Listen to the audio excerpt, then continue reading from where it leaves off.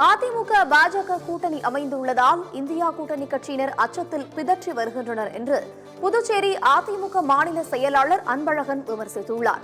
புதுச்சேரி அதிமுக தலைமையகத்தில் செய்தியாளர்களை சந்தித்த அவர் இந்தியா கூட்டணி சந்தர்ப்பவாத கொள்கை முரண் உள்ள கூட்டணி என்று குறிப்பிட்டுள்ளார்.